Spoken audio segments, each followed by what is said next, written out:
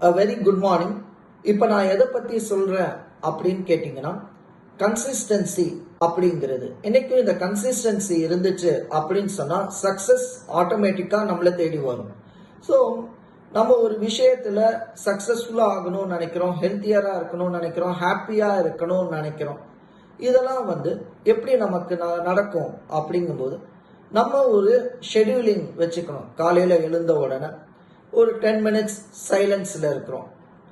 தென் meditation 10 minutes பண்ணுறோம். Exercise ஒரு 10 minutes பண்ணுறோம். ஸ்க்ரீன் டைமை ரெடியூஸ் பண்ணுறதுக்கு ஒரு ரீடிங் பண்ணுறோம்.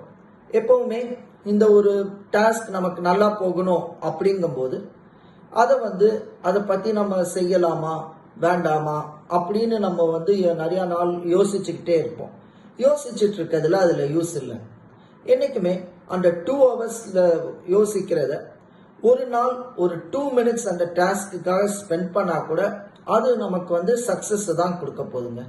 அதுதான் ஒரு விஷயத்தை நம்ம ஷெடியூலிங் பண்ணிட்டு கண்டினியூஸாக அதை கன்சிஸ்டண்ட்டாகவே நம்ம வச்சுக்கிட்டு வந்தோம் இந்த டாஸ்க் எல்லாமே அப்படின்னு சொன்னால் என்றைக்குமே அது நமக்கு சக்ஸஸை தான் கொடுக்கும். ஒரு எக்ஸாம்பிள் நான் சொல்கிறேன்.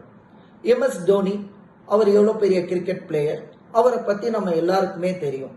அவர் இறங்கினாலே லாஸ்ட் மினிட்ல ஒரு சக்ஸஸை தான் டீமுக்கு கொடுப்பாருங்கிறத விட அது போக எல்லாருக்குமே அவரோட 1 பால் ஆஃப் ஹெலிகாப்டர் ஷாட் எல்லாருக்கும் தெரியும்.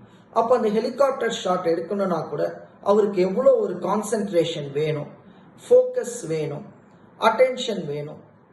அப்போ அந்த ஷாட்டை அடிக்கிறதுக்கு முன்னாடி எவ்வளோ ப்ராக்டிஸ் பண்ணியிருப்பாரு, எவ்வளோ ஃபீல்ட் ஆஃப் நெட்ஸுக்குள்ளே இருந்திருப்பாங்க அப்படிங்கிறதெல்லாம் யோசிச்சு பாருங்க.